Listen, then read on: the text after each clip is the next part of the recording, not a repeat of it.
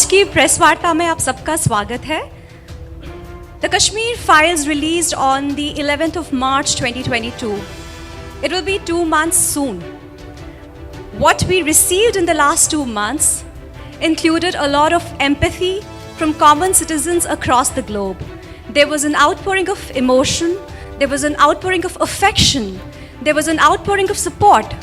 But unfortunately, with that, we also had what one could call as toxicity, especially if we read certain foreign media portals. What has been published there in the guise or form of reviews are opinion pieces which are far from truth. That has caused us even more trauma than the 32 years of delayed justice have. So we decided that Global Kashmiri Pandit Diaspora, that is the originator of this project, The Kashmir Files, and that has been the intellectual partner of this movie, we, along with the filmmaker, would address you all to talk about our concerns, because otherwise, how we have been unheard all this while, we would continue to remain so.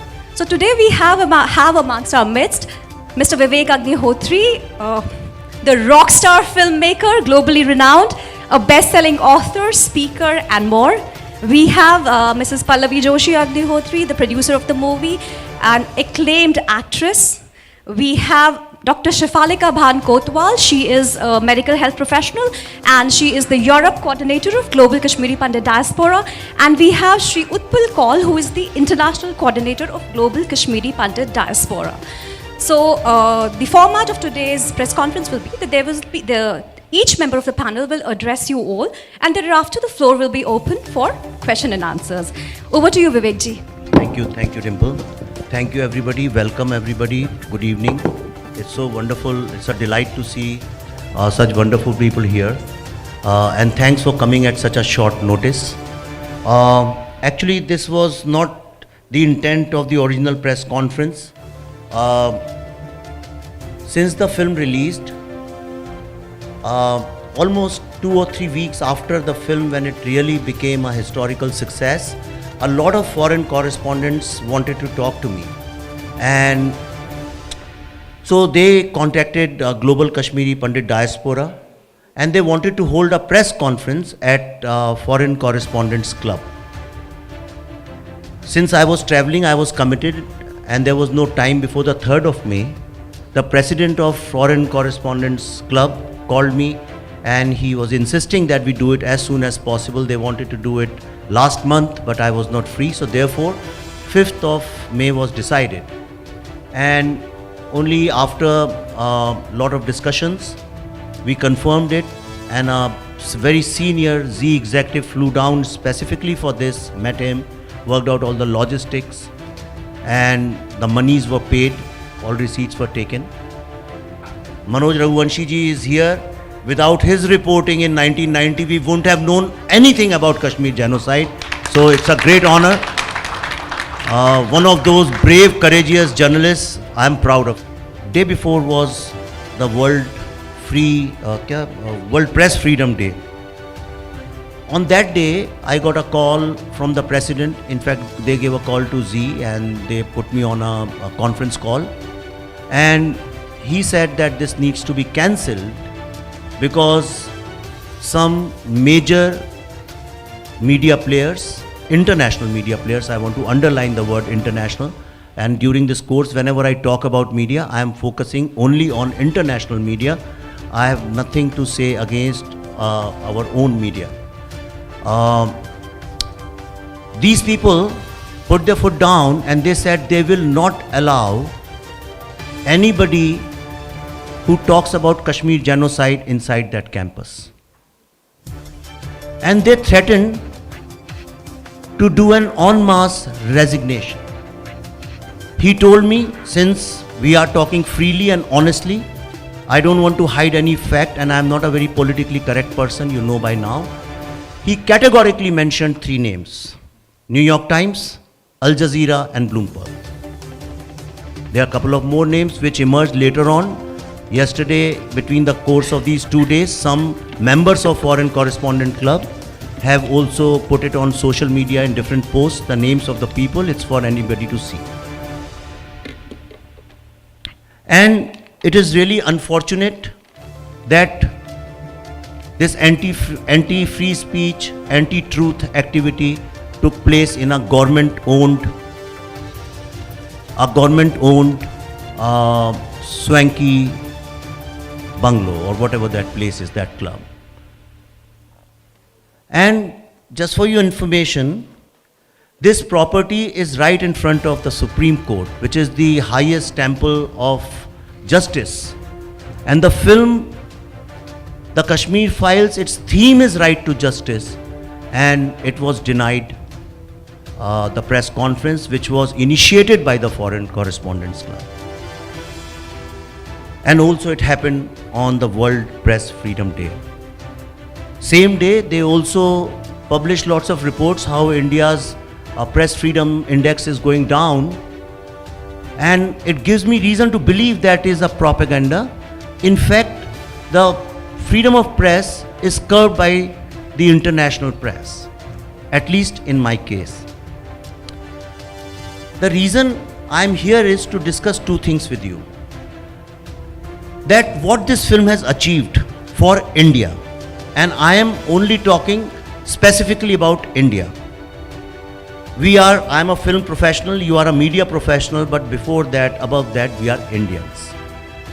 And I have reasons to believe, and there is a very, very clear-cut, obvious design that some agenda-driven media, international media houses, who are actually political activists, how they are trying to interfere in India's politics and dictate their terms, and how they are threatening India's sovereignty. It is for everyone to see. I told you few names before this.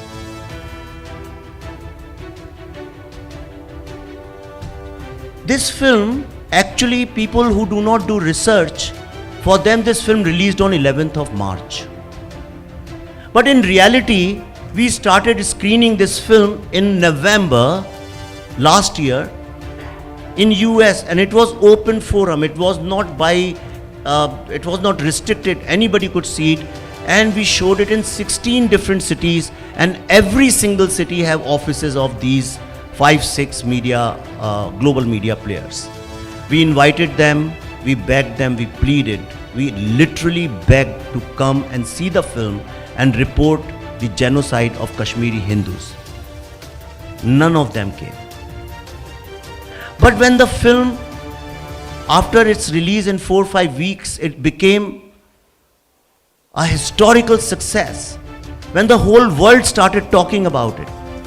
When the blacks, whites, Jews, Hispanics, Asians, Yazidis, Pakistanis, Israelis, Indonesians, when all of them started writing good things about this film or making videos on YouTube and everywhere, they realized that it was denting their narrative.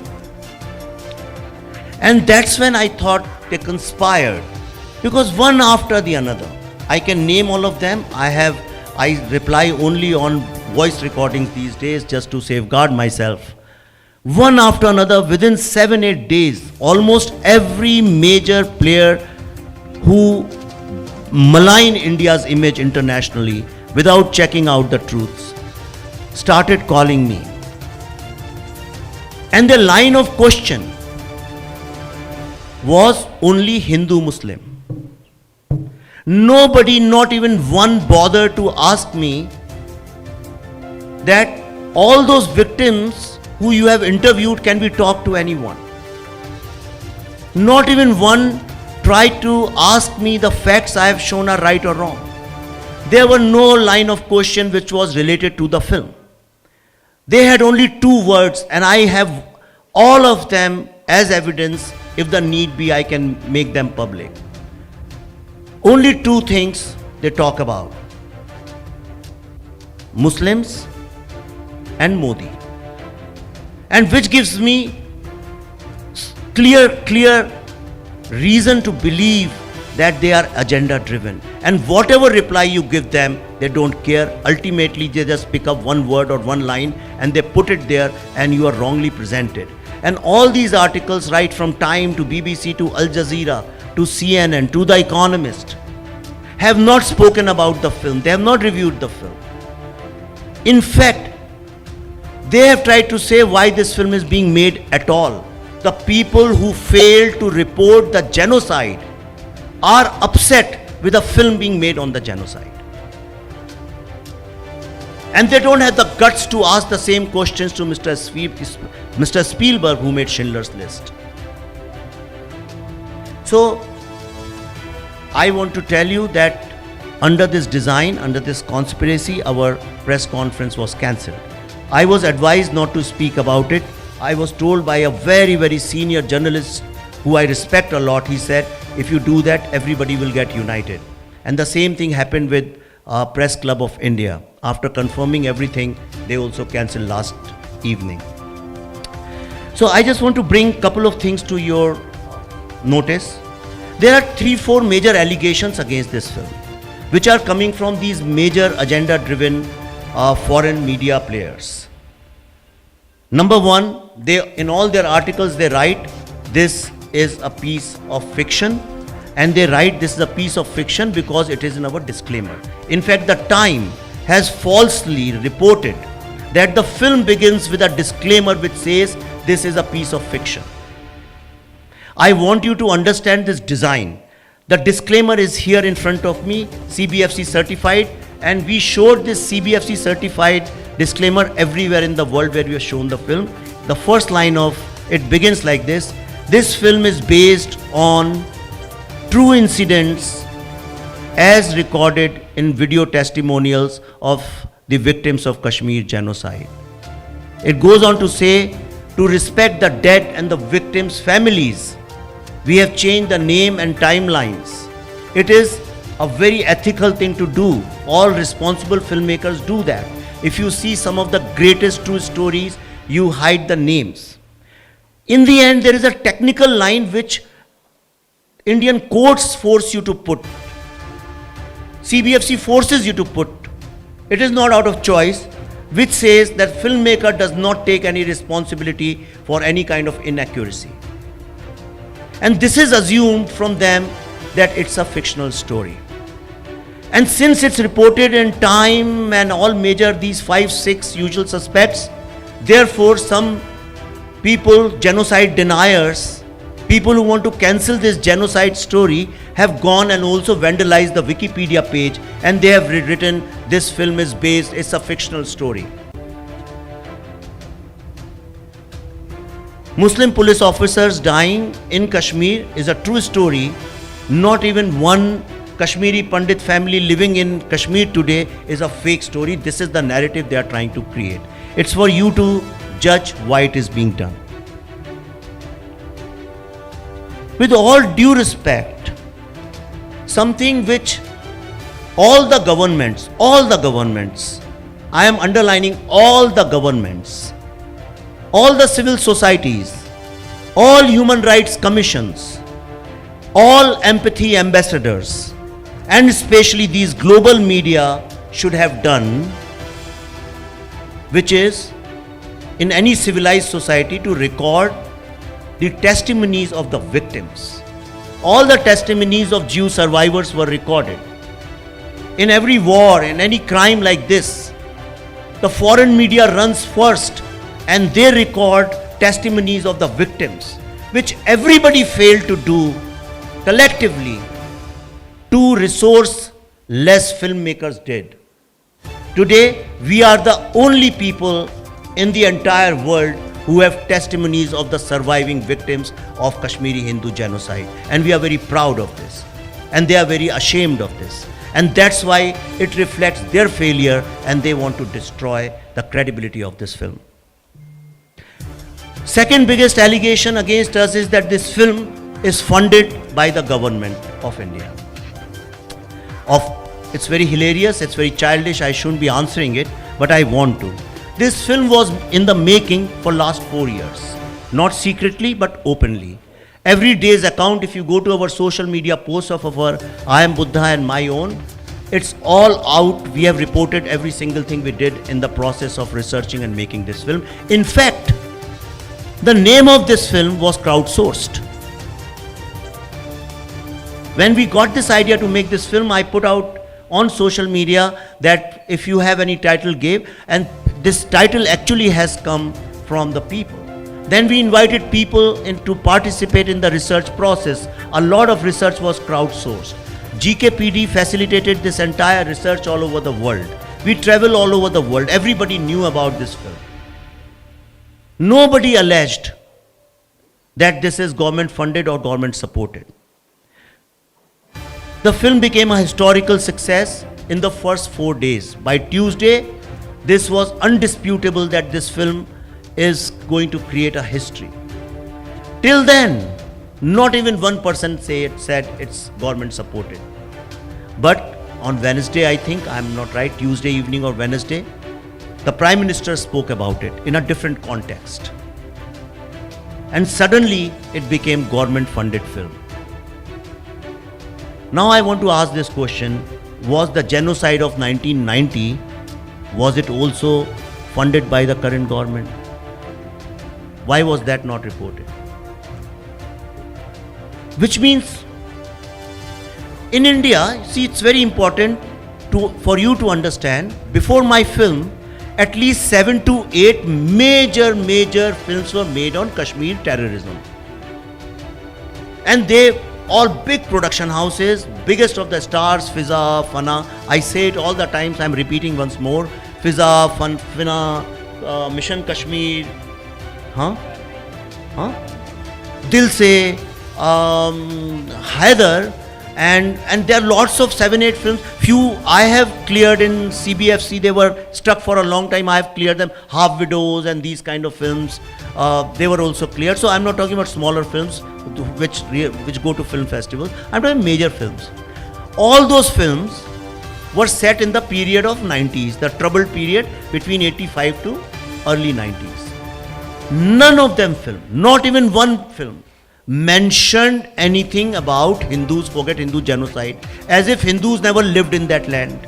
If a foreigner picks up these 8 films and watches them as a history lesson, they will never ever come to know that even one Hindu lived over there.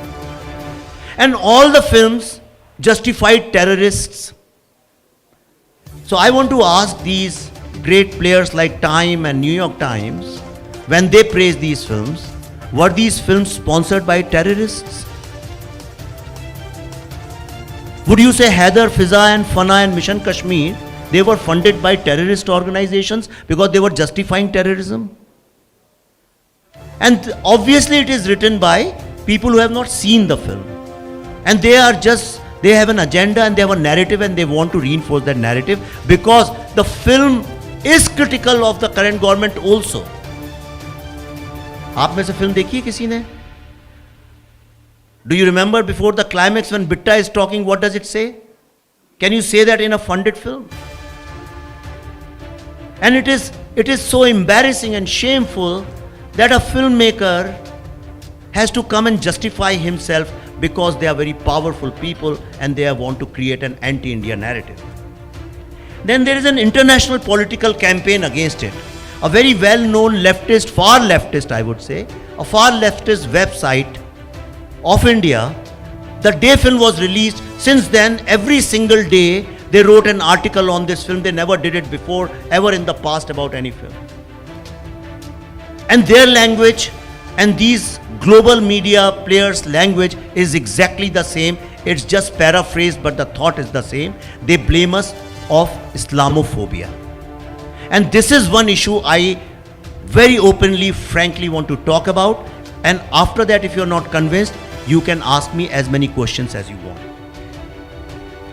I categorically put on record that Islamophobic or Islamophobia is being used as a political weapon against my film under an international political conspiracy. The film is actually anti-terrorism. The film does not use even once the word Muslim. The film does not use the word Pakistan or Pakistani. Why do they assume it's anti-Muslim? It's an anti-terrorism film. Why it is not Buddhist phobic? Why it's not Jain phobic? Why it's not Christian phobic? And above all, my question is, why it is not terror phobic? Why they are shying away from the word terrorism? And why somebody talks about terrorism, why do they say it's Islamophobic? And why Fiza and Fana and Heather, which were about terrorists, why they were not Islamophobic? Which means there is a unwritten law that if you justify terrorists, then you are a messiah of humanity. But if you talk against terrorism, you are Islamophobic. Do you understand the design? Just about my film now. The first scene of the film actually is about the brotherhood of Hindus and Muslims without underlining it. A Hindu boy, Shiva, is being beaten up by bad people. A good Abdul comes and saves his life. After that, old Pushkar Nath saves life of Abdul. People who do not know, one of the major, in fact the most important producer of this film is a Muslim. Is he Islamophobic? Are you saying the person, the Muslim who has produced this film is Islamophobic? Not even one media person has gone and researched this. And I feel very hurt about this. Most of our unit was full of Muslim, our crew, most of it was Muslim. In Kashmir, 100% of our crew was Muslims. One of the most important scenes of the film, where you see the hero, the protagonist, meets another boy and they talk on Shikara. I had requested a Kashmiri Muslim activist from Kashmir Valley to write that scene. I said, you must have representation, because in the film, hero asked, tell me about Kashmir. Vivek Agnihotri writing that scene will always be half truth. Therefore, I want you to write it. And he wrote the entire scene. I did not even change comma or full stop. That scene, we made sure, is being enacted by a Kashmiri Muslim activist boy in Kashmir. It's very embarrassing that I have to come and say all these things, but I want to expose these people who use Islamophobia, that jargon, that term, as a political weapon against us. In USA, we were there for 2 months. The film was shown in 16 cities. That entire campaign, that logistics, every single thing of that campaign was led by one person, and he is a Muslim. The opening screening, the premiere of this film, the first premiere of this film was done in one of the oldest theaters in New York, owned by a Pakistani Muslim. He introduced us on stage. In closing, he hugged us and he said, this is one of the best films he has seen in his life, and he vows to support this film. Till date, he keeps promoting this film. The song which has become a rage now, Hum Dekhenge, we bought it from one of the greatest poets of our century, Faiz Ahmad Faiz, from Faiz House in Pakistan. The song before the interval, Roshe Roshe, you have to hear this story so you'll understand about our intentions versus their intentions. I saw a small video, 30-second clip by a tourist of a Kashmiri Muslim singer in Pahalgaon. I sent my team, we flew him down to Bombay and we recorded that song. He has become my brother forever. His name is Noor Muhammad, if you want to do further research. When we were in Kashmir shooting, we invited all the young Kashmiri boys and girls to understand their point of view. They had dinner with us. It was a big group. The photos are out on social media. Because they had dinner with us, they were threatened those girls, Muslim girls, had to disappear and fatwa was issued on my name. Am I Islamophobic? You see these people in glasses? These people, they are CRPF people. I have been given security by the intelligence agencies because they fear for my life. Why those 8 or 9 big producers and directors who made films on Kashmir terrorism, they never had to bother for their life? Which means in this country, if you talk about the pain and suffering of thousands of Kashmiri Hindu victims, your life is threatened. But if you talk or make pro-terrorist films, then you can walk freely anywhere. This is a very sad state of affairs. Today, all world leaders are talking about terrorism. Everybody is talking against terrorism. The biggest threat to humanity is terrorism. Are they wrong? And what really gives me a lot of hope, hundreds and hundreds of Kashmiri Muslim boys and girls are openly writing in favor of this film on social media. You can just, people don't do research, just go and check and you'll find hundreds of them. I keep retweeting. Few days ago, you must have seen my video talking to young Kashmiri boys, Kashmiri Muslim boys and girls. I have never used this term before in my life, Kashmiri Muslim. This is the first time I'm doing it. And I'm feeling very pained and very, very sad. But it is important that I expose the agenda of these foreign players. You must have seen my long conversation with Kashmiri Muslim boys and girls 3-4 days ago. I called them to my room, I sat down with them, we chatted for a long time, and then I invited them to join in my next film, which they happily did. They were trolled, threatened, and they were told if you ever step back in Kashmir, you won't be alive.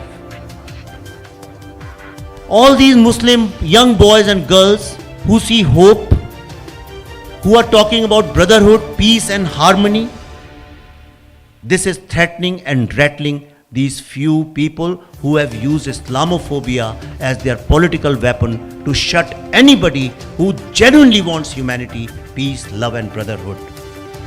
Because they are not interested in healing, they are interested in creating more fault lines, they are interested in creating more conflict just so that they can stop India's rise in the world geopolitical scenario. After this, I leave it to your conscience to judge about our film. Thank you very much. Thank you, Vivek ji. I invite Pallavi ji to tell us about what transpired in terms of the film's achievements in the last 2 months. Pallavi ji. Good evening, everyone. And once again, thanks for coming here today. I want to take you through some of the highlights of our film. Everyone knows how the film was received by people. But sometimes, in the course of other things, we sometimes forget small little things which are extremely important. And that's why I would like to read out a few things to you.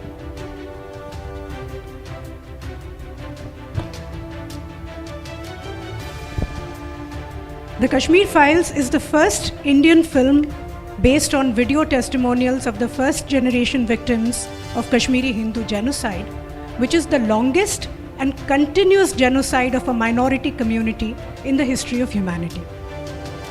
The Kashmir Files is perhaps the only mainstream film in the history of cinema which was shown pre-release to more than 10,000 people across the world, spread over 24 cities without fearing the commercial repercussions.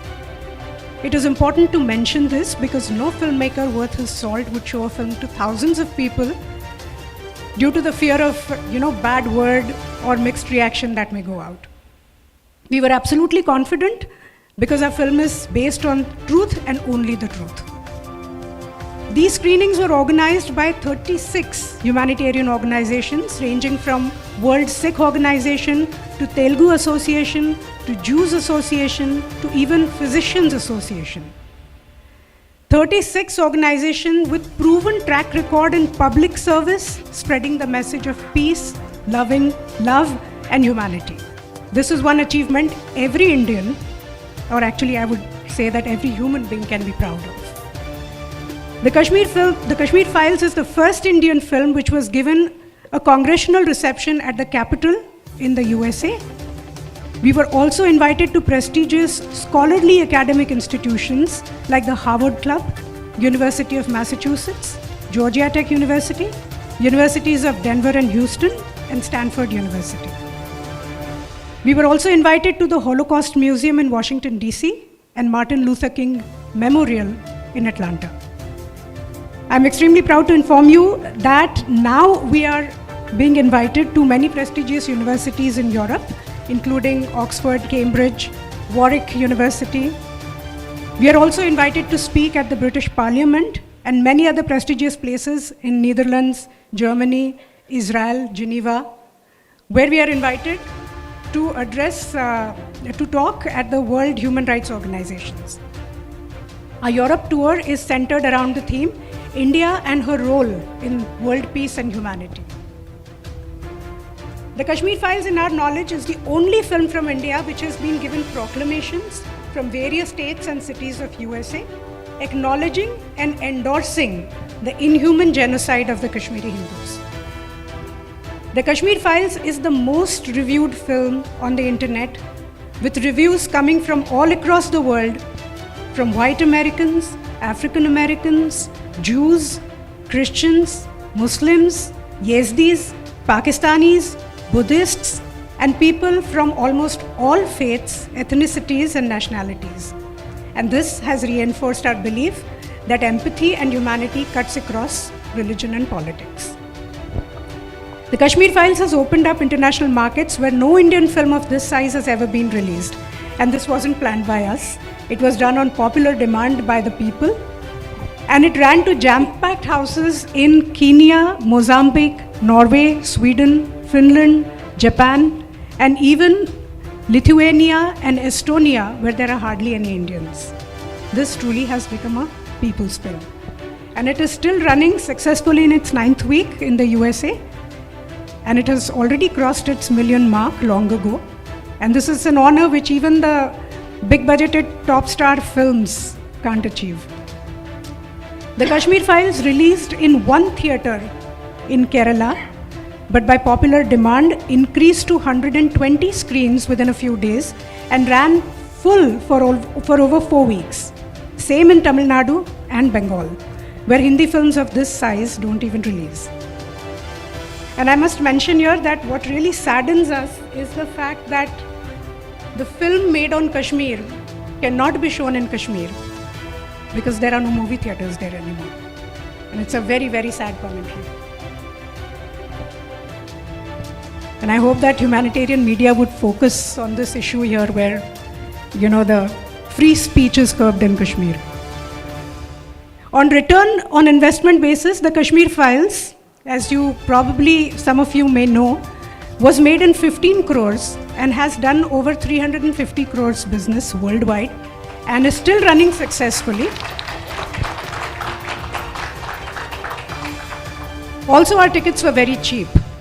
But had they been as expensive as the current South Indian blockbusters, then Kashmir Files would have crossed many more milestones. It released in Israel last week and it's running to full house with hundreds of teary-eyed Jews, and their reactions are pouring in every day on the internet. It's releasing in the Philippines on the 6th. When the film released, the IMDb rating was 10 on 10, but then many genocide deniers tried to cancel our ratings, and IMDb used some strange formula under pressure and locked our ratings to 8.3.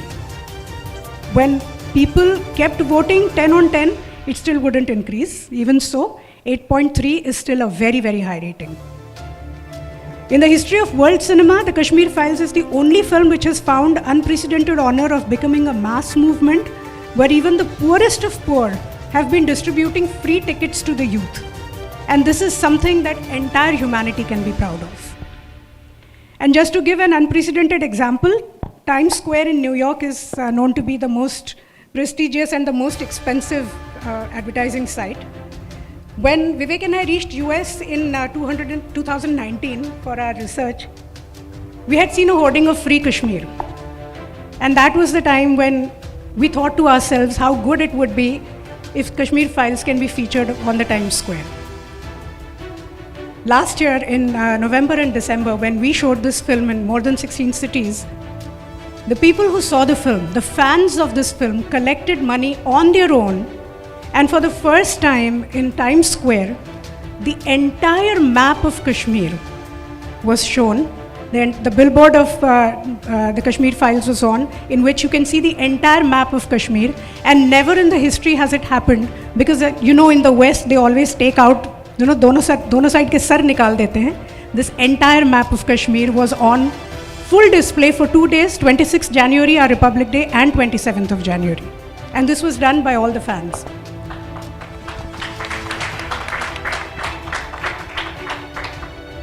And I can narrate many firsts, but we should come back to the purpose of this film. The first purpose of making this film was to make the world acknowledge that the genocide of Kashmiri Hindus indeed happened. Acknowledgement is the first step to justice. We achieved it globally and more than we ever expected. Our second purpose was to heal the Kashmiri Hindu community, where the real empathy, which is a real empathy and humanity. And you must have seen hundreds of videos where victims are hugging us and saying that their healing has now begun. But in the end, I did like to read out 2 letters from the families of 2 victims whose heart-wrenching stories you have seen in the film. The first one is B.K. Ganju's story, where he was killed in a rice drum and his wife was made to eat the blood-soaked rice. And the other of Girija Tikku, who was unfortunately gang raped first and then cut alive on a saw machine. So the first one is from B.K. Ganju's family. Respected Vivek ji and Pallavi ji, my name is Diksha Ganju. I am the daughter of late Shri B.K. Ganju, whose gruesome killing was highlighted in the movie The Kashmir Files, which made people around the world cry. His death was completely horrifying and traumatic for us, especially my mother, who has become a physical wreck after it. We decided to bury this pain in our heart and never talked about it, or even my dad, as an act of self-preservation. But after 32 years, this movie forced us to relive that pain. It is extremely hard, but at the same time, I believe it is helping us heal. This movie made it possible for us to celebrate my dad's life and sacrifice. I would like to express my gratitude from the bottom of my heart to both of you, as well as the entire Kashmir Files team. It would not have been possible without your efforts. And the second message is from Girija Tikku's family. We watched your movie today. My late sister Girija Tikku was a brave girl, and we never discussed or even talked about her at home. The whole family was going through depression and guilt of not being able to do anything for her. Few years back, Sunanda Vashisht spoke about her brutal killing in DC. Now you've showed her sacrifice in this movie. We've started talking about her within our family. Your movie is starting the healing process within the traumatized family, within the traumatized families. And I think this message is probably bigger than Oscar for us. And so now I leave it to your conscience and your good judgment. If this is not healing and humanity, then what is? Thank you very much. Kashmir files के विरुद्ध कई आक्षेप लगे हैं. ये भी बताया गया है कि ये रिविजनिस्ट है, स्टैटिस्टिक्स सही नहीं है, और अब जो जेनोसाइड कह रहे हो वैसा हुआ नहीं था. नंबर्स देखिए, आरटीआई से ये निकला है, वो निकला है. तो इन सभी जो भी ये एलिगेशंस हैं, for that I would invite Shri Utpal Kaul. He is an activist, a celebrated publisher, and the international coordinator of Global Kashmiri Pandit Diaspora to address those angles. Namaskar. Thank you very much for coming, and Vivek ji, thank you very much for inviting me to talk to media here.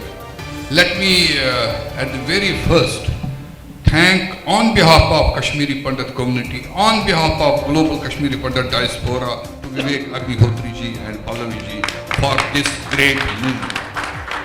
This has shaken us. This movie has shaken us. It is once again, we have seen what happened to our my community in 89 and 90.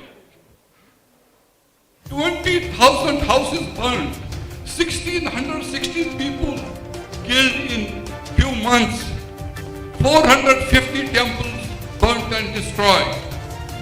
And do you think it's not genocide? And what is then genocide? If you talk of my family, I lost my 7 family members, my friends, and one boy from my office. He was stabbed. If this is not genocide, what is genocide? For last 32 years, we tried our best. We organized nearly 10,000 corner meetings, press conferences, met leaders, associations, telling us this is genocide. Please listen to us. Do some redressal for this genocide. We went to National Human Rights Commission and fought there for 8 years. And thank you very much to his P.N. Lekhi ji, peace to his soul. He fought with us for 8 years.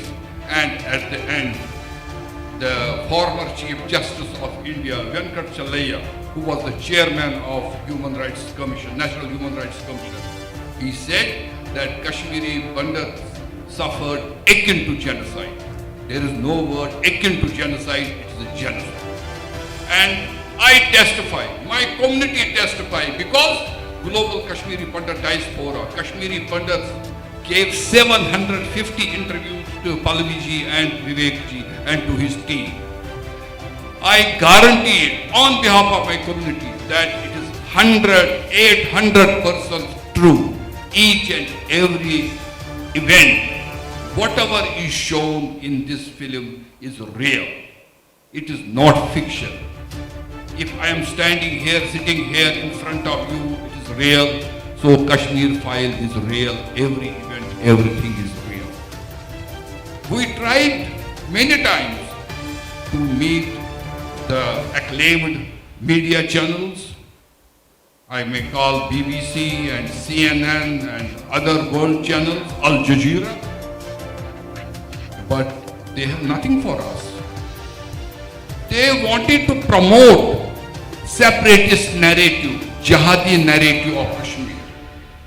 They don't want to talk about our genocide as if we don't exist. But we are 100% educated people. As you know, Kashmiri Pandits are from generations 100% educated. We challenge them and will make sure that this, our story, our genocide will reach to each and every corner of the world. And I assure Vivek Agnihotri ji, Pallavi ji said that 1 million has crossed and one time it will be nearly billion. Because it is for the first time in India that this movie has come, which is on a topic which people want to know, people want to understand what is happening. And some people think it is future of India if we don't act now. So Vivek Agnihotri has done greatest karma. Not only for Kashmiri Pandits, Kashmiri Hindus or for Kashmir, but he has done greatest karma for India. Now, our big job, I was very much excited when Vivek Agnihotri ji said that we are organizing press conference on 5th in Foreign Correspondents Club. I was very much excited that now is the opportunity to talk to foreign media who are nearly 100, 200 people here. But I was shocked when he told me that it is cancelled.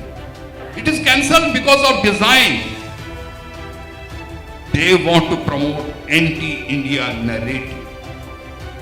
They want to promote anti-Modi narrative.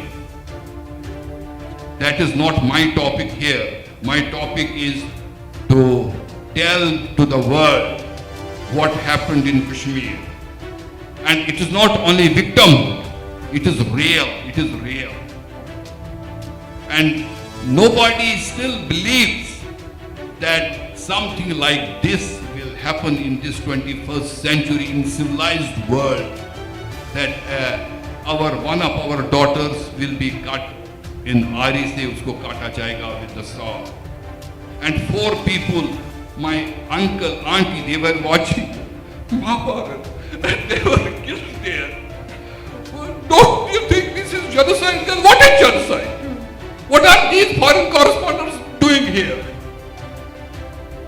They cannot see this is drama. If there is some incident in village, somewhere in India, they will play it so big on CNN and on Al Jazeera and other televisions, defaming India. But exodus of 500,000 people is no story for them. It has no value. Because as if Hindus doesn't exist, as if Kashmiri Pandits doesn't exist. Kashmir is the fountainhead of Indian culture for 10,000 years. It has produced Vedas, Upanishads, great Abhinav Gupta. And these foreign correspondents must know that on Abhinav Gupta and Kashmir Shaivism, 100 universities world over are doing research on this, on philosophy or Sarvastivada of Buddhism. But they won't talk about that. They have some design and they want to promote that kind of design which is anti-India, I may say frankly, anti-Hindu. And so they don't see this our story. If you go on UN Charter, what it says about the genocide and human rights, our case is fit, which United Nations could take it. But let all Indian media take the call, I'll unite and expose all these elements who are not doing professional job. It's not professional. A journalist's job or media job is to tell the true story. They should come forward and narrate what happened in Kashmir, how everything collapsed. As Agnihotri ji said, that we even Kashmiris, we never said anything against Muslims in all these 32 years. We never said anything about Islam, but we definitely will say that terrorists, jihadi elements are responsible for our genocide. Is it a joke that 500,000 people left Kashmir? So this nation has to rise. All media people has to rise and expose these elements who are bent upon defaming India, promoting separatists and promoting anti-India narrative. Thank you very much. Thank you, Utpalji.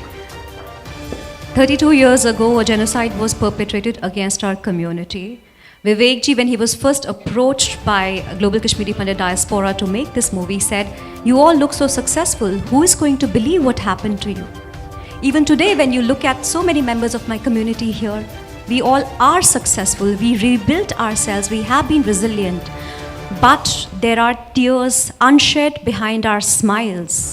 There has been no opportunity for collective grieving and healing. PTSD is rampant in our community, and there is much more in terms of the impact on physiology and psychology of the entire community, individuals and the group. I'd request Dr. Shefalika Kotwal, who is joining us from the United Kingdom today, to talk about those aspects. Shefalika ji. Thank you, Dimple. Firstly, thank you all for coming here in such huge numbers. As Dimple said, I'm the GKPD coordinator for United Kingdom. Now, when Vivekji said that he's going to hold a press conference with foreign correspondents, I was very happy, to be honest, because I thought, okay, this is our opportunity to talk collectively to the foreign media. Now, as GKPD's media coordinator as well, I can't tell you how much time we spend every day refuting all these allegations by the foreign media, whether it's Washington Post or the Times or the BBC. Because every day there's an article coming, this movie is untrue, this didn't happen, this is Islamophobic. And because we've taken it upon ourselves to collectively refute every single allegation. So that's why I was happy that together we'll answer all their questions. But that wasn't to be.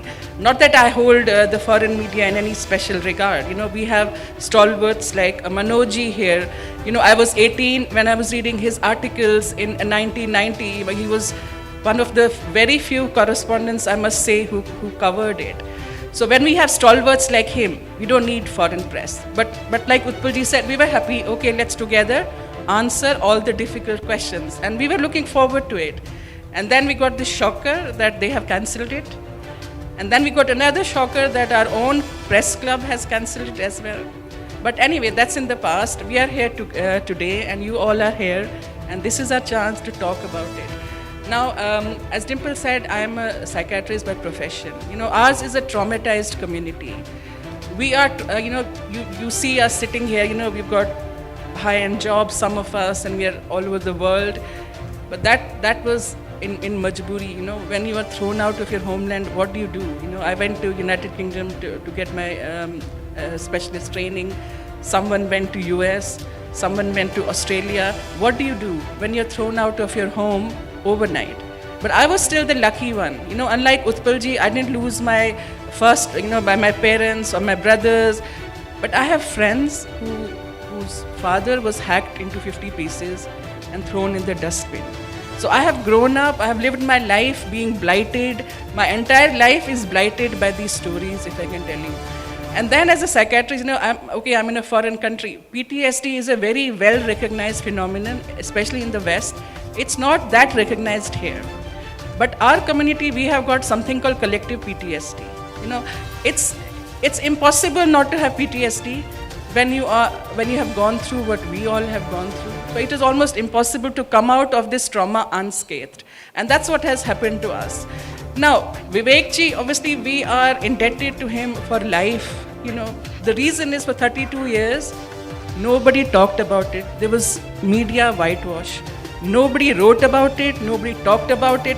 As individuals, we were left, you know, I have written books on it. I mean, not major books, but I've published books, talked about my stories. It's only because as an individual, I took it upon myself that I need to let the world know.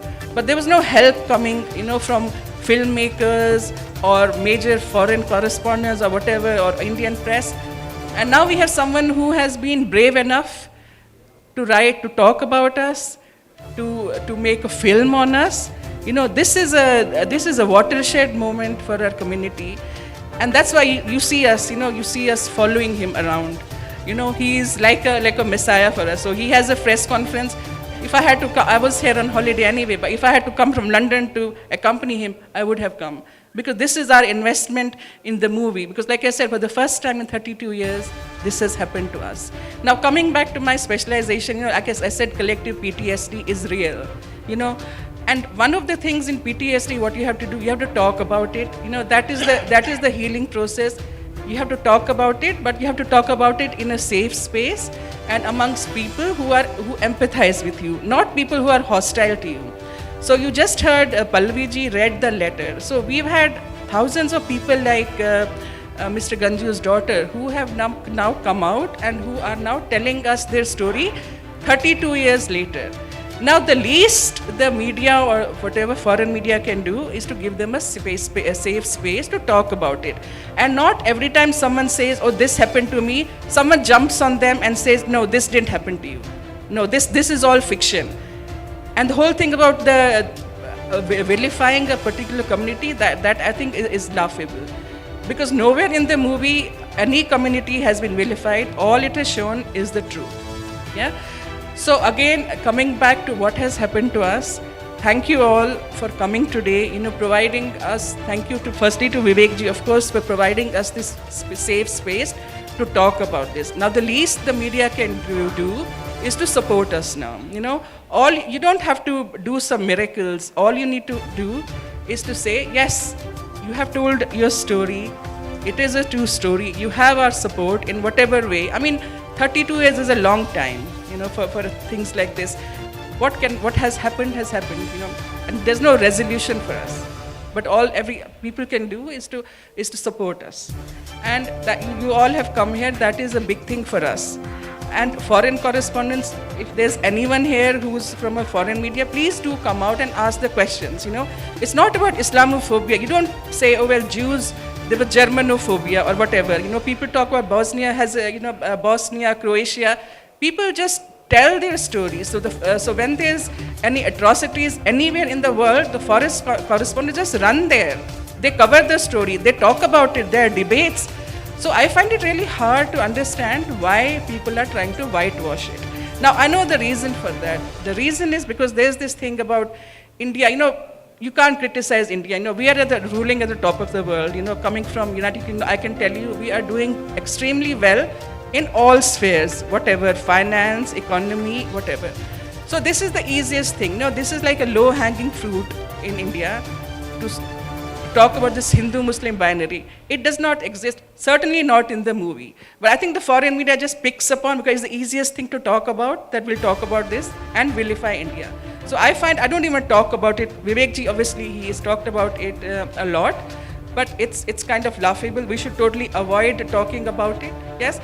But what we should really do, we should talk about our story. You are our voices now because we are a very minuscule community. We are, and then we are spread. We are spread across 15 countries or 20 countries, wherever. So people of India are going to be our voice now, and this is what the movie has done. It has exponentially, collectively raised our voice. Utpal ji is a publisher. He has written books on it. He has spent his whole life talking about it. But the movie has done much more. Movie has collectively, the world is now talking about us. There are obviously few, CNN, Washington, they will come up with negative publicity. Any narrative which says that the movie is fake, as a community, collectively, we are disowning this movie. Okay, so that's the thing I wanted to say. As part of GKPD, we are the intellectual research partners of the movie. As Dimple has said, we have been with Vivek ji through this journey of the last 4 years, and we are here now. We are grateful. Grateful is a very small word for us to say for Vivek ji. So it's much more than gratitude. Vivek ji is still touring. He's going to come to United Kingdom next month.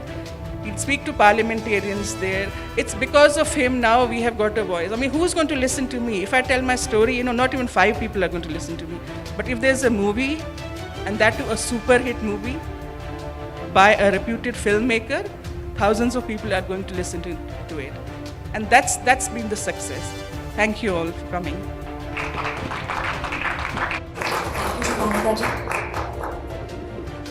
We will now begin with the question and answer session. First of all, my gratitude and the gratitude of the nation that you have done this phenomenal work which we needed, and for some reason, unfortunately for 32 years, it was blocked.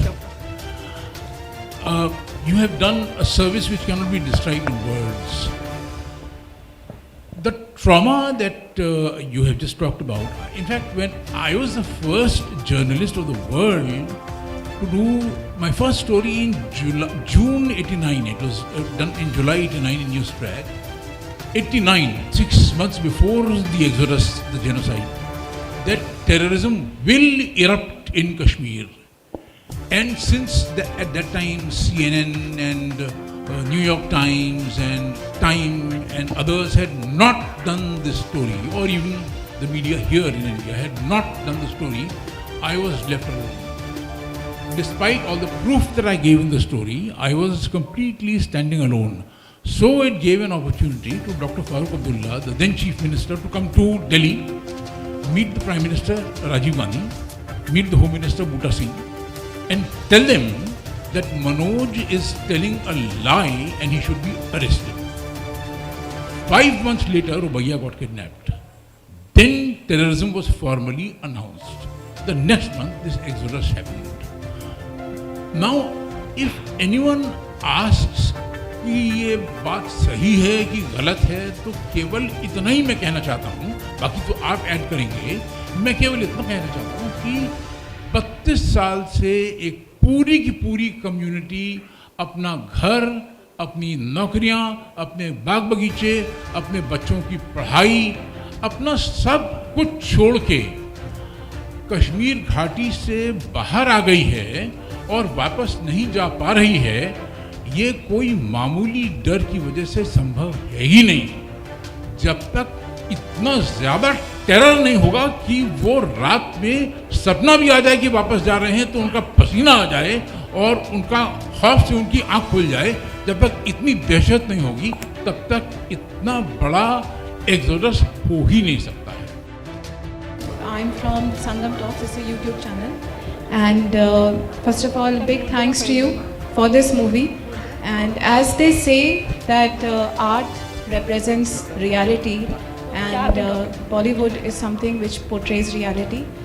But as you mentioned in the beginning of your press conference that there are films like Mission Kashmir and Fiza and Roja which kind of justify terrorism and justify the terrorists' acts. So I just wanted to know that why isn't the truth shown till now?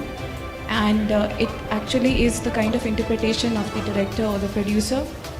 That's very sad. So your opinion on that. And secondly, with this film, Kashmir Files, because we've kind of heard that Bollywood is very number driven.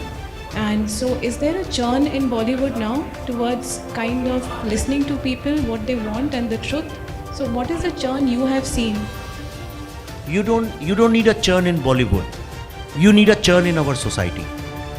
If we start appreciating aesthetics, if we start appreciating art, and we challenge Indian cinema to produce more content-driven cinema, Bollywood or not Bollywood, everything will change. That's my answer. Vivekji, I am Pranab Prakhar from Vision Television World. I am an independent journalist. 2-3 questions. One is what you have been talking about the international publications. UNHRC has not recognized Kashmiri Pandits exodus as refugee.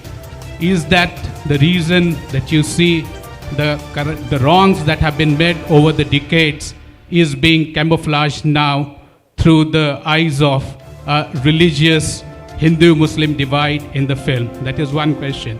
Second is, you talked about the few publications, international publications. Does that mean the shareholding pattern of these international publications needs to be highlighted, talked about and exposed? Is that the reason why your film is getting that kind of a slant in some sections of the media? Thank you very much. Okay, so there are lots of questions here. Human rights commissions generally work on the popular narrative which is shown by the global media. Everybody is let's understand one thing, okay? It's not rocket science. Your profession can be anything, but basically we are all human beings. We work on perceptions. And this entire fight is about creating perceptions and narratives. A narrative has been created that Hindus are majority and therefore they can never be victims. In fact, they victimize minorities. Now, since when this narrative has emerged? Why the word Islamophobia wasn't there when 9/11 happened? It's a recent phenomenon. If you understand, American politics works with lobbying. And I have no shame in saying if you pay $5,000, you can meet any senator. Another few $1,000, he will tweet for whatever reason, doesn't matter whatever it is.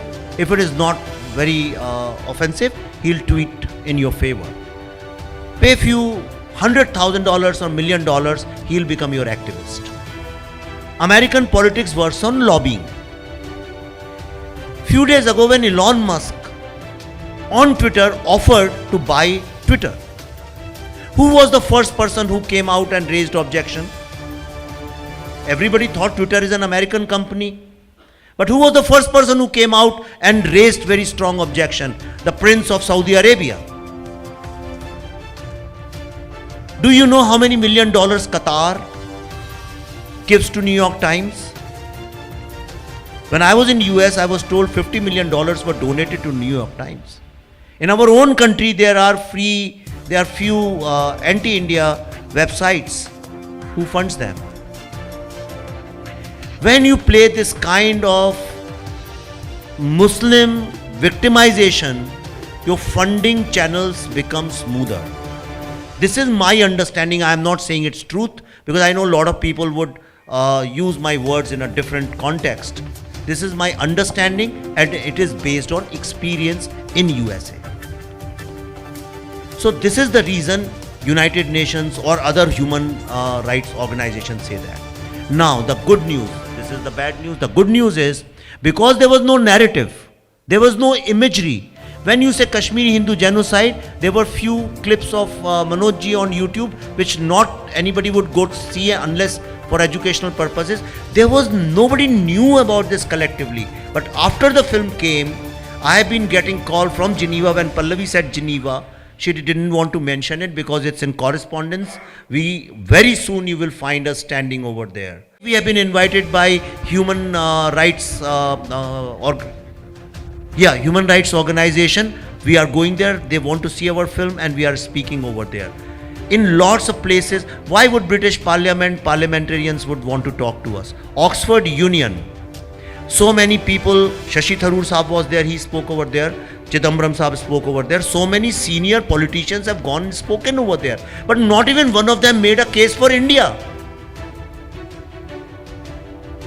In fact, they went and reconfirmed the artificial and the fake manufactured fault lines which were created by the foreign media. They went and reconfirmed them because they were upset with the local politics. Everybody cannot be Atal Bihari Vajpayee. I'm sorry to say that, but the questions you asked, basically this is the reason India does not allow lobbying. So our people, our diplomats, they cannot do lobbying. The minute India opens up lobbying, you will find that they will start speaking in our favor. मेरा नाम चंदन पांडे है, मैं जन की बात की team से हूँ। कहाँ से? जन की बात की टीम से हूँ। प्रदीप भंडारी मेरे CEO हैं। मेरा सवाल आपसे ये है कि आपकी फिल्म ने काफ़ी शोहरत हासिल की, अपार सफलता आपने हासिल की।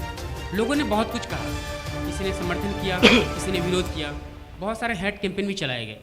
लेकिन आपका आरोप ऐसे समय आ रहा है जब आपकी आने वाली फिल्म पे अटकलें, दिल्ली फाइल्स जो है उसके लिए अटकलें तेज हो गई है। आपके आलोचक जो हैं, जो आपके इंडिया वाले हैं, वो ये कह रहे हैं कि आपने जो प्रेस क्लब पे जो आरोप लगाए हैं वो तथ्यात्मक रूप से गलत हैं, और आपने तथ्यात्मक रूप से तथ्य उनका जो गलत है आपका, वो आपके आलोचक कह रहे हैं, और आपने सिर्फ ये मीडिया में और खबरों में बने रहने के लिए आप ऐसा करें। आप इस पर क्या कहते हैं? ये सवाल मुझसे नहीं, उनके प्रेसिडेंट से पूछिए जाके, जिन्हें कैंसिल आरोप आप पे लगा रहे हैं। तो जवाब आपसे चाहिए। मैंने आपको सब डाल दिया। अगर आप चाहें तो मैं अभी, जैसे ये खत्म होता है, अपना ईमेल आप लोग अगर दे दें, हमारी टीम के लोग हैं, मैं सारी कॉरेस्पॉन्डेंस, सारे व्हाट्सएप, सारी रिसीट्स, हमने पैसे दिए, रिसीट है हमारे पास, कोई हम हवा में बात नहीं कर रहे हैं, सब जानते थे, that's why people are here. तो वो सारा का सारा फैक्चुअल है। और मैंने नहीं, प्रेस फॉरेन कॉरेस्पॉन्डेंट क्लब के लोगों ने ही ट्वीट किया पिछले 2-3 दिन में नामों के साथ कि किसने क्या बोला उस मीटिंग में। और मेरे को प्रेसिडेंट साहब ने कैटेगोरिकली 3 नाम लिए थे, New York Times, Al Jazeera and Bloomsberg. मेरी कोई पर्सनल दुश्मनी किसी से नहीं है, तो I am just quoting what they said. मुझे ऐसा लगता है कि आज इस दुनिया में पत्रकारिता 2 तरह से डिवाइड हो गई है, और मैं ऐसे ही नहीं बोल रहा हूँ, मैं पत्रकारिता का स्टूडेंट रहा हूँ। मैंने अपना post graduation Indian institute of mass communication से किया है, बाद में मैंने एडवर्टाइजिंग ज्वाइन की, तो मैं कुछ जानता हूँ उसके बारे में। तो मैं ऐसे हवा में बात नहीं कर रहा हूँ, तो आप भी मुझे उतनी इज्जत दें, डिग्निटी दें जो मैं बोल रहा हूँ उसको। मुझे ऐसा लगता है कि इस दुनिया में 2 तरह की पत्रकारिता हो गई है। एक वो लोग हैं जो फील्ड में जाके तथ्यों को पता करते हैं, सत्य को पता करते हैं, और लोगों के सामने फैक्ट्स प्रस्तुत करते हैं, जो एक पत्रकार का काम होना चाहिए। और एक दूसरे तरह के जो पत्रकार हैं, वो नैरेटिव पहले क्रिएट करते हैं, और बाद में कोई अगर बहुत पूछे तो कुछ फैक्ट्स भी आपके सामने रख देते हैं। ये मेरा अपना पर्सनल विचार है, ये यूनिवर्सल ट्रूथ है, मैं ऐसा नहीं कह रहा हूँ। और अगर आप मुझे जानते हैं कुछ सालों से, मैं वही बोलता हूँ जो मैं जानता हूँ, और मैं किसी को रिप्रेजेंट नहीं करता हूँ अपने अलावा। I'm Sanskruti from Earshot. From? Earshot, it's a podcasting company. So the first thing I want to say is that after a lot of us from my generation at least have seen your movie, a lot of people who were on the other side of the realm have moved now and opened their eyes to something that they weren't able to see. So firstly, thank you for that. I want to ask one thing that first of all, did you think this movie will explode the way it did? It wasn't a very commercial mainstream movie. Nobody thought this movie would do a 200 crore plus. Is that something you ever thought of? Not at this scale, honestly speaking, but we had faith. If we did not have faith, why would we work for 4 years? We thought, and it is, for us, it was not just a movie, it's a part of a long mission, and we have not stopped. As I talk to you, we are making a docu-series which puts all the sides, all kinds of history and facts together about Kashmir. So we didn't know. We didn't know that it will unite Indians world over the way it did. That I didn't know.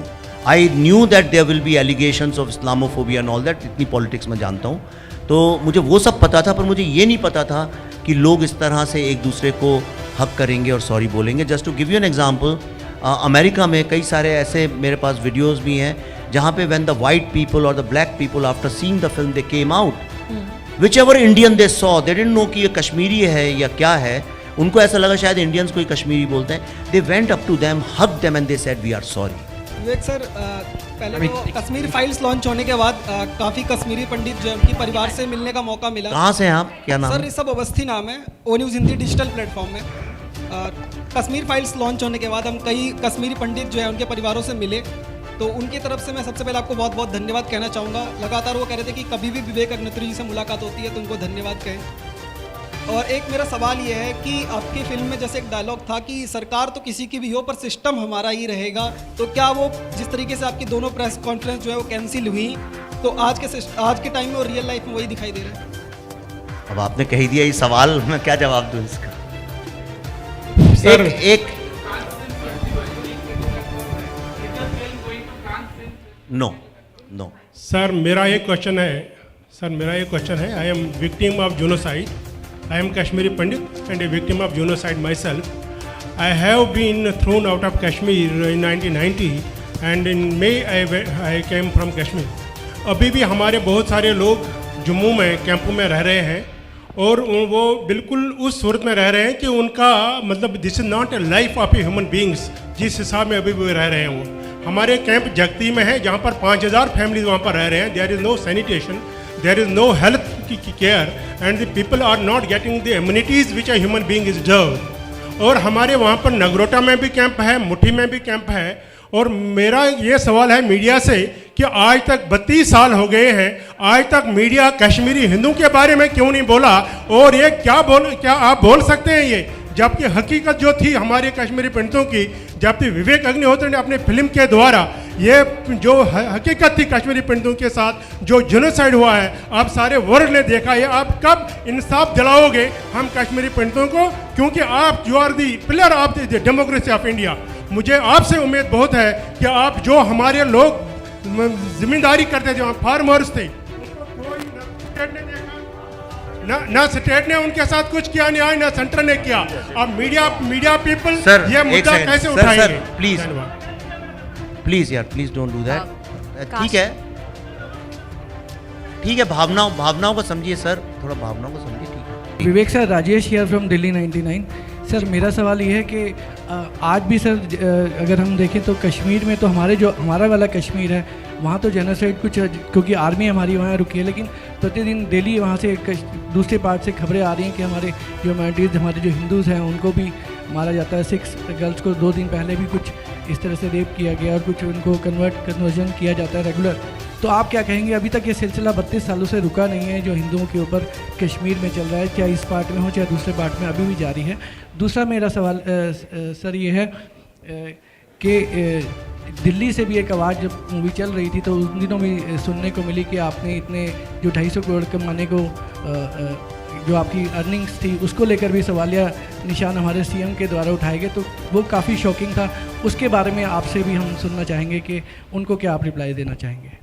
नहीं, ये इसका जवाब देने की ज़रूरत भी नहीं है, क्योंकि जो फिल्म बिज़नेस को नहीं जानते वो ऐसे इल इन्फॉर्म्ड सवाल कर सकते हैं। फिल्म के जो रेवेन्यूज़ होते हैं पूरे वर्ल्ड के बिज़नेस एक ही तरह से होता है। जो आप फिगर सुनते हैं दीज आर ग्रॉस फिगर। देखिए, पहली बात तो ये समझ लीजिए कि फ़िल्म का बिज़नेस कैसे होता है उस पर थोड़ा रिसर्च करना चाहिए।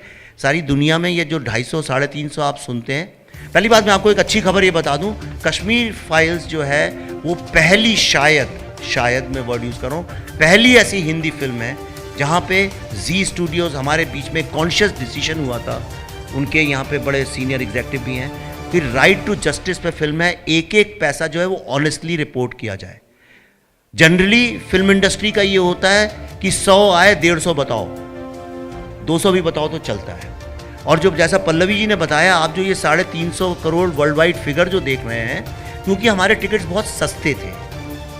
हमारा टिकट अगर 300 रुपये का था तो ये साउथ इंडिया की फिल्मों की जो आजकल बात चल रही है वो 1700 रुपये के थे। अगर हमारे 1000 रुपये के होते तो इसका फिगर उनसे कहीं बहुत ज़्यादा होता।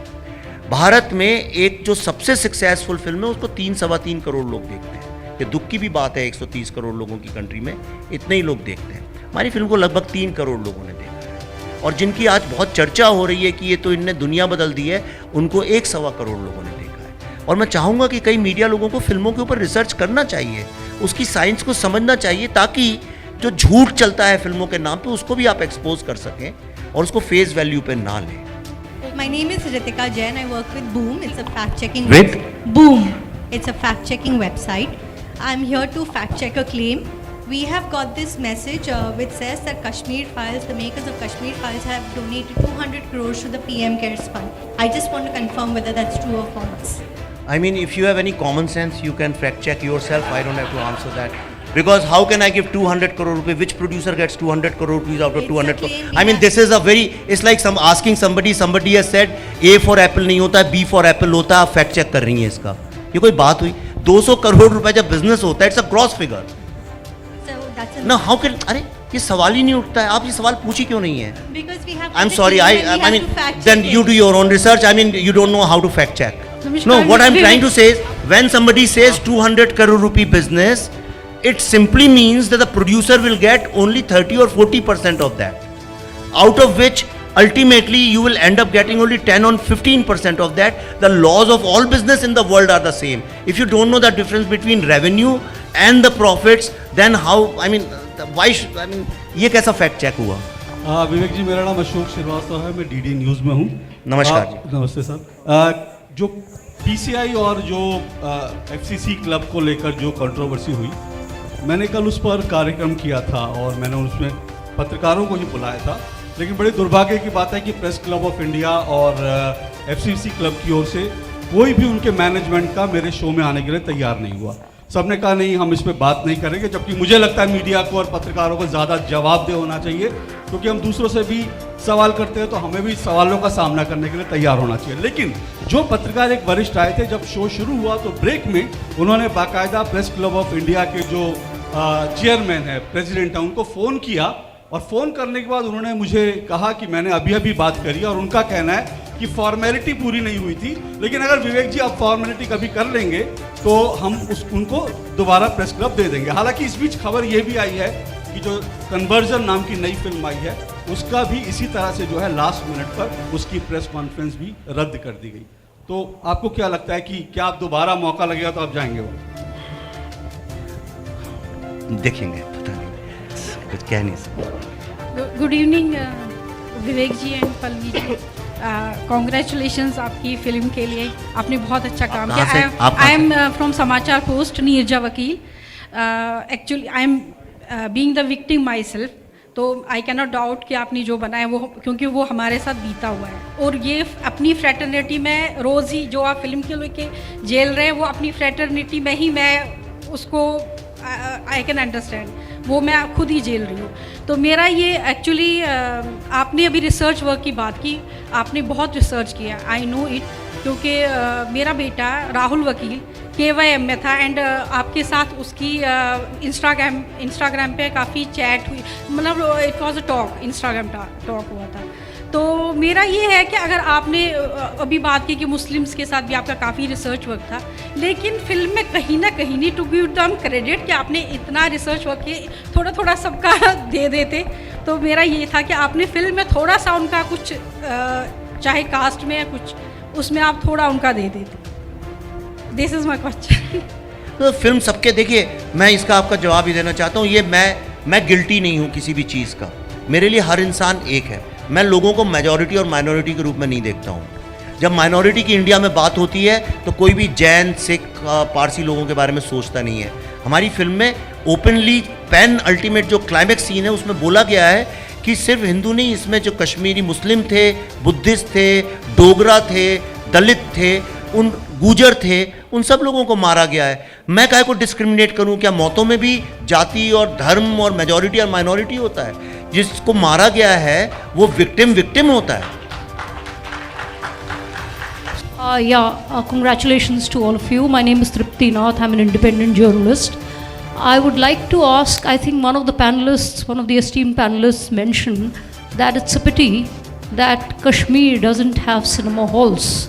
And at a time when this movie is making a mark globally, this is something that we should really take note of. Isn't it about time that the filmmakers, I mean very influential filmmakers like you, should put some kind of, maybe not pressure, persuade the government to have some cinema halls going? In fact, some states in Northeast also don't have cinema halls. There's a reason Northeast doesn't have, for logistical reasons, because they don't get enough people to see the film.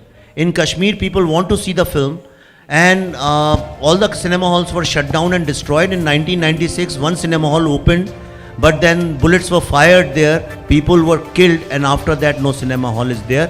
And it is for the media to raise these questions about free speech in Kashmir. Vivekji, good evening. My name is Avinash Agrawal and I am from a Japanese newspaper. I hope that won't be held against me.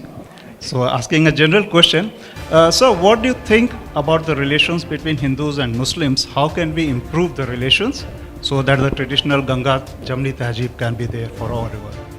Wonderful question. I'll answer in two parts, and I'll just say what I feel and believe. Number one, on day-to-day life, if you see, there is no problem between Hindus and Muslims. In my film, all Muslims work. Here, I don't care who's a Muslim, who's a Hindu. I don't judge you that whether a Hindu is asking me a question or Muslim. On day-to-day basis, we intermingle, the diversity interacts with each other, and there's no problem. The problem comes when the narrative builders start categorizing people in terms of majority and minority. You have to know, in India there are 7 or 8 states where Hindus are in minority. In Punjab, Sikhs are in majority, but in other states they are in minority. It's a complex country. To divide the country on the lines of Western definitions of majority and minority are wrong. The day you stop using the word majority and minority, when we have uniform civil code, when we look at human beings as human beings and not majority and minority, that day there will be no problem, no conflict. Vivek ji, my name is Pankaj Yadav, and I also work for a foreign media. I want to know from you, after all this controversy about FCC of South Asia, are you contemplating or are you planning to approach the government of India for any kind of an action against this club? Because your right for freedom of speech and expression has been infringed upon. Thanks. No, that's not my job, and I'm not an activist, media activist or anti-media activist. I have no fight with media. I have nothing against media. I love media. Some of my best friends are from media, and I always go to media institutes and talk very highly about media professionals.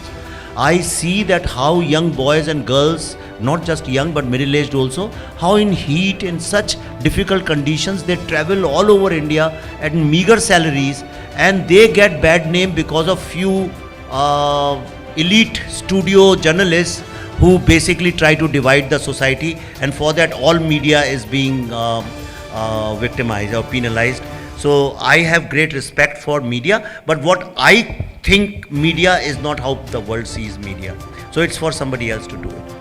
Sir नमस्कार, मेरा नाम आशुतोष पांडे है, मैं हिंदुस्तान समाचार से हूँ। Sir जब आपकी फिल्म आई उस समय एक बीच में कंट्रोवर्सी शुरू हो गई कि आपको स्क्रीन्स बहुत कम मिल रहे हैं। आपने एक अच्छी फिल्म बनाई है, बहुत सारे अच्छे डायरेक्टर्स अब इस तरह की फिल्में लेकर आएंगे, तो क्या स्क्रीन मिलना ऐसे छोटे मतलब कम बजट की फिल्मों को क्या वो जर्नी रही, ये इसके बारे में थोड़ा सा जानना चाहूँगा।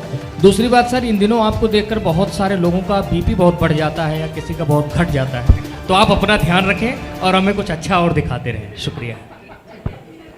देखिए, थैंक यू वेरी मच, आपका बहुत बहुत धन्यवाद। आप जो डिम्पल जी मुझसे बोलती हैं और पल्लवी जी बोलती हैं, वो भी आपने बोल दिया तो इनको और ताकत दे दी, अब मेरा जीना दूभर हो जाएगा। पर जहाँ तक स्क्रीन्स की बात है, तो देखिए इस देश में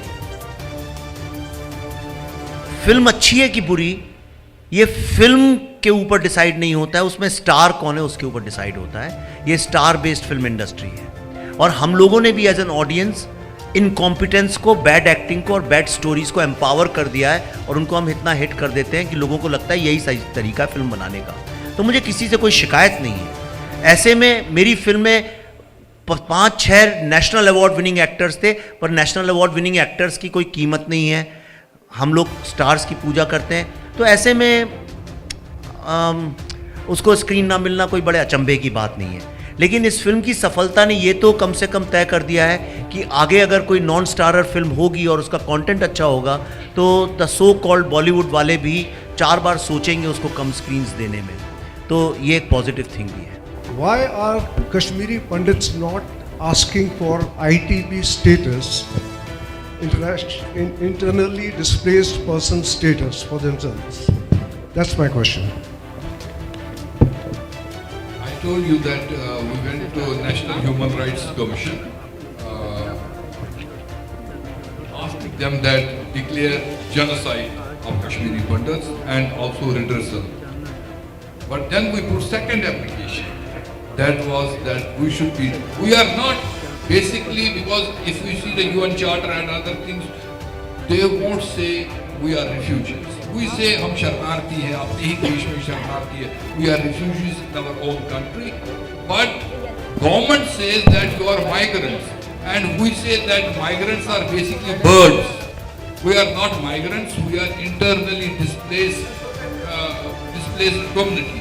And we gave this application to Human Rights Commission because we thought we will say to the government what they will do, but we have done it and even we fought for it. Thank you. Hi, this is Shrishti Anand from Cinema Beast and my question is for Vivek ji. Vivek ji, आपका अगला project the Delhi files के बारे में कुछ बताइए। Delhi files Delhi में जो होता है उसके ही बारे में है, और जो दिल्ली में होता आया है पिछले 100 साल से, और जो जिसकी आशंका है कि कुछ और साल ऐसा होता रहेगा उसके बारे में। लेकिन मैं दिल्ली फाइल्स के पहले मेरी एक और फिल्म आ रही है जो मैं पहले से बना रहा था, and I don't want to be just a bad news messenger. My next film is about one of the greatest achievement of humanity, and that achievement is from the land of India, and I promise you once you see that film you will be very proud of being an Indian. I am Vartika from Amar Ujala. मेरा सवाल as a director आपसे पूछना है, मुझे producer and director, मुझे ये पूछना है कि सिनेमा में जो अभी चेंजेस आ रहे हैं, अभी बॉलीवुड की फिल्में उतना ब्लॉकबस्टर हिट साबित नहीं हो रही हैं जितनी साउथ की फिल्में हो रही हैं। अगर हम मार्च का डेटा देखें और अप्रैल का डेटा देखें तो कश्मीर फाइल्स ही है जिसने उस डेटा में कंट्रीब्यूट किया है। तो हम किस तरफ जा रहे हैं? मतलब कंटेंट किंग है कि हम आरआरआर की मूवी की तरफ लार्जर देन लाइफ वाला जो फिल्म्स है उसकी तरफ जा रहे हैं? मुझे तो ऐसा लग रहा है हम कश्मीर की तरफ जा रहे हैं। सो आप सबका बहुत बहुत धन्यवाद। Thank you very much. Good night.